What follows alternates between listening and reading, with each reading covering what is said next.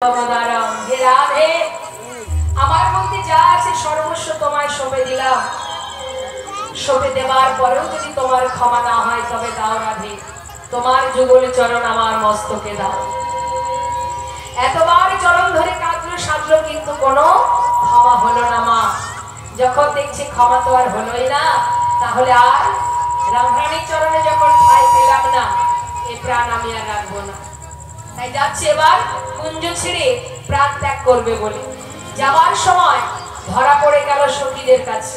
সখীরা বলেন, শ্যামনগর চলে তো তোমাকে যেতেই হবে, কিন্তু যাওয়ার আগে দুটো প্রশ্ন করব তোমার কাছে, সেই প্রশ্নের উত্তর দিয়ে তারপরে যাবে।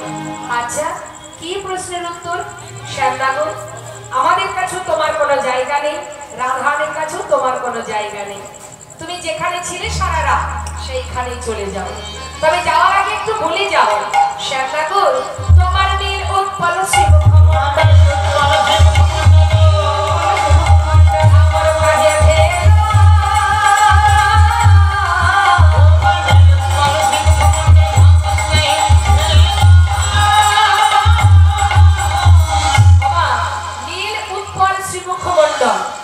উৎপল মানে কি জানেন? বলুন দেখি। পদ্মফুল। বলছে নীল উৎপল শ্রীমুখ মণ্ডল, তোমার শ্রীমুখ মণ্ডলটি মানে মুখটা একেবারে নীল পদ্মের মতো সুন্দর, কিন্তু সেই পদ্মের মতো ওই নীল পদ্মের মতো বদনটা আজ ঝামরের মতো হলো কি করে? উত্তর দাও। ঝামর কাহে হলো?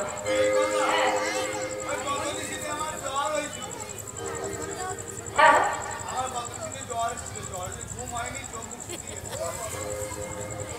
তোমার জ্বর হয়েছিল? গোবিন্দ তো কম চতুর নয়, বলছে আমার মুখটা শুকিয়ে গেছে। ও কি বলি চিন্তা করছে, ভাবছে ও শোনো শোনো, এই যে ও সুন্দরী, কি জানো তো, আমার না গত নিশীতে জ্বর হয়েছিল। মদনা জ্বরে তলুকা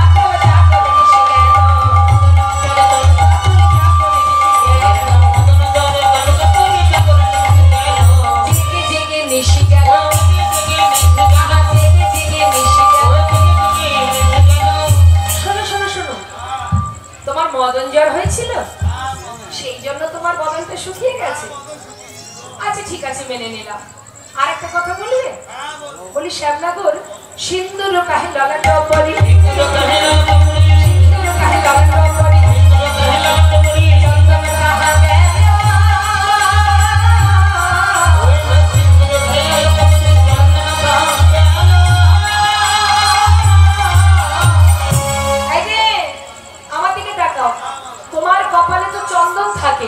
চন্দনের বদলে আজকে সিঁদুর হলো কোথা থেকে?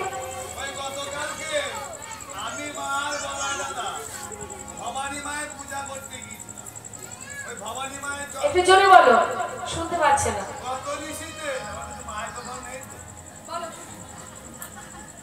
গত নিশীতে আমি আমার মার গলায় দাদা ভবানী মায়ের পূজা করতে গিয়েছিলাম। ওই ভবানী মায়ের চরণে প্রণাম করতে গিয়ে ওই মায়ের চরণে সিঁদুর কমা। দেখেছেন তো মা কেমন চতুর? বলছে ওই গিরি গোবর্ধন গৌরী সেবিতে সিন্দুরও ভালো নিল, গিরি গোবর্ধন গৌরী সেবিতে সিন্দুরও ভালো নিল।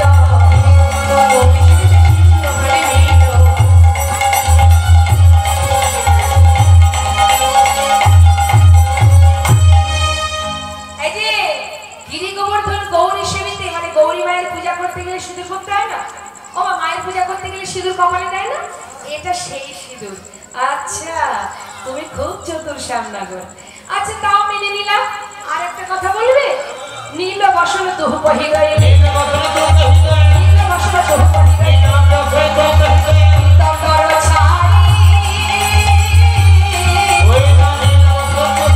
পীতাম্বর প্রাণী,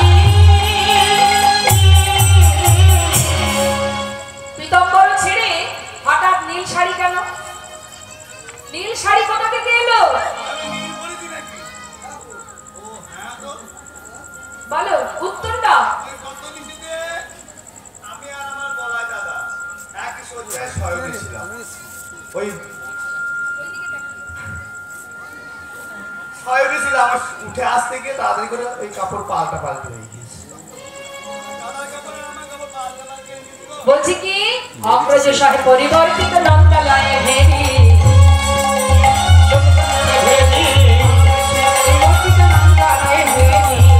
ওমা অগ্রজ মানে দাদা, বলছে দাদার সঙ্গে বসন বদল হয়ে গেছে। কি করে হলো? এক সপ্তাহে ঘুমিয়েছিলাম, তা তোমার কুঞ্জে আসার আগে মানে যখন বস্ত্রটা পরতে যাব দাদার বসনটা ভুল করে ফেলেছি। ও দাদার বসন ভুল করে পড়েছো? আচ্ছা একটা কথা জিজ্ঞাসা করবো, তো তুমি যখন বসনটা পড়েছিলে তোমার ঘরে কি কোনো আলো ছিল না? দেখে পড়তে পারোনি? বলছে আলো ছিল। তা কি হলো? জ্ঞান ছিল না, জ্ঞান ছিল না, জ্ঞান ছিল না, আলো ছিল বটে, জ্ঞান ছিল না, আলো ছিল বটে, জ্ঞান ছিল না, রাধা ভাবে বিভোর ছিল, আলো ছিল বটে, জ্ঞান ছিল না, রাধা ভাবে বিভোর ছিল, আলো ছিল বটে, জ্ঞান ছিল না। বাপ রে বাপ, রাধা রানীকে এত ভালোবাসো যে রাধার প্রেমে পাগল হয়ে জ্ঞান শূন্য হয়ে নীল বসন পরে এসেছো। দেখি তো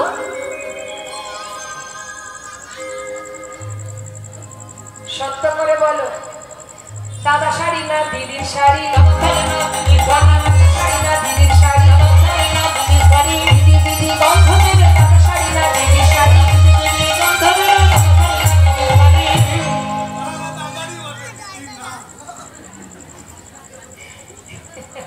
ও তাহলে এটা দাদার শাড়ি, দিদির নয় তো?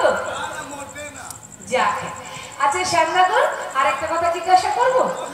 বলছি শোনো না শ্যামনগর, তোমার সারা গায়ে দিচ্ছি নখের দাগ, হ্যাঁ? নখ নির্গত ক্ষত বক্ষ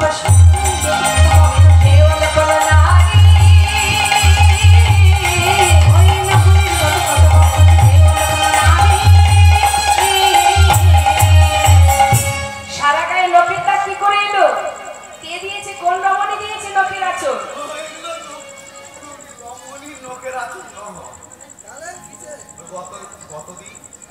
আগের দিন সন্ধ্যাবেলা আমার বাছুরি হারিয়ে গেছে, খুঁজতে খুঁজতে খুঁজতে খুঁজতে কাঁটা গাছের উপরে পড়ে গেলাম, কাঁটা রাত্রে। দেখেছেন মা কত বড় চতুর, মিথ্যা কথা কি করে সাজিয়ে সাজিয়ে বলছে। হ্যাঁ বলছে বাছুর খুঁজতে গিয়ে কাঁটা বনের মধ্যে আমি হোঁচট খেয়ে পড়েছিলাম। এগুলো নখের দাগ নয়, কাঁটার দাগ। হ্যাঁ কণ্ঠকে তনু ক্ষত বক্ষত তাহে তো রাইতে গলি,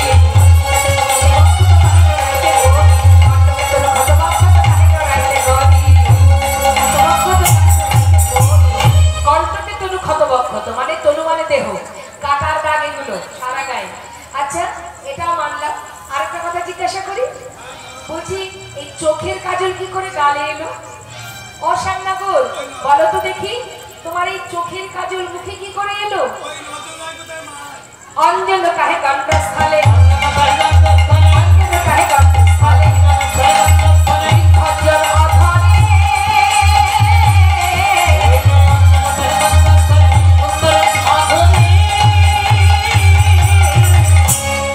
মা হৃদখঞ্জন অধরে। হৃদখঞ্জন অধরে মানে বলছে তোমার হৃদয়টা যেন মনে হচ্ছে, অধর মানে কি? বদন। মনে হচ্ছে তোমার এই বুকের মাঝে কেউ বদন দিয়ে কামড়িয়েছে। এই দাগগুলো কিসের? হৃদখঞ্জন অধরে। তোমার বুকের মাঝে এই দাগগুলো কিসের? যেন মনে হচ্ছে কোনো ব্যক্তি কামড়িয়েছে। উত্তর দাও, কি হলো? উত্তর দাও। চলে যাচ্ছে, যাচ্ছ কোথায় শ্যামনগর? চোখের কাজল মুখে, বুকের মাঝে কেউ মনে হচ্ছে কামড়িয়েছে। উত্তরের পথে উত্তরে দিতে পারা যায় শশী সেখানে, উত্তরে দিতে পারা যায় শশী সেখানে। আমার হার মেনেছে, আমার হার মেনেছে, উত্তরের পথে উত্তর দিতে নাগর আমার হার মেনেছে।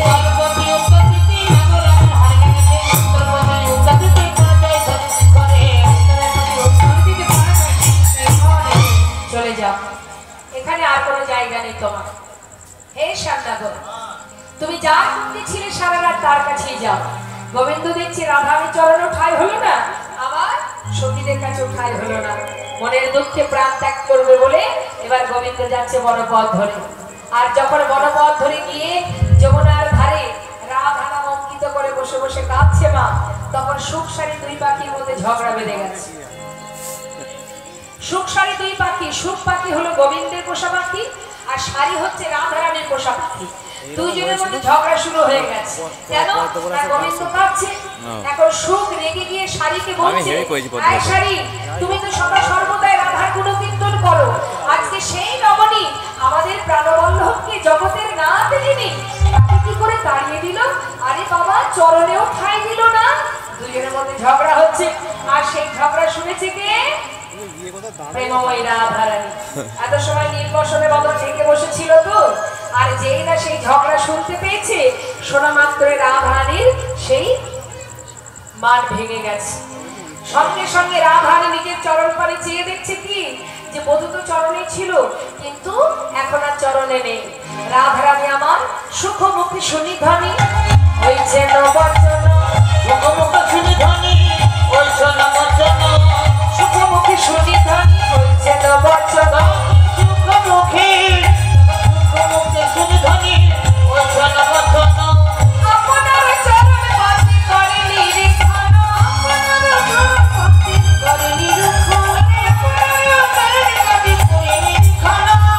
চরণেতে কৃষ্ণকার বন্দনা দেখিয়া, কৃষ্ণকার বন্দনা দেখিয়া, চরণেতে কৃষ্ণকার বন্দনা দেখিয়া, চরণেতে কৃষ্ণকার দেখিয়া, অনাথ হারাথ বলে উঠিল কাঁদিয়া, অনাথ হারাথ বলে উঠিল কাঁদিয়া, অনাথ হারাথ বলে উঠিল কাঁদিয়া, ওরে আমার বধূ কই, ওরে আমার বধূ কই, আমার বধূ কই, ওরে আমার বধূ কই, এই তো ছিল কোথায় গেল, বলবি আমার বধূ কই, এই তো ছিল কোথায় গেল, বলো নিতাই অভিশাখা, এই তো ছিল কোথায় গেল, হরে বল হরে অভিশাখা, এই তো ছিল কোথায় গেল, বলো নিতাই অভিশাখা, ওরে আমার বধূ কই, ওরে আমার বধূ কই, আনন্দ আনন্দ বলে উঠিল কাঁদিয়া, আনন্দ আনন্দ বলে উঠিল কাঁদিয়া। নমস্কার। ভক্তগণের বলা বলি সইতে আমি না পারি।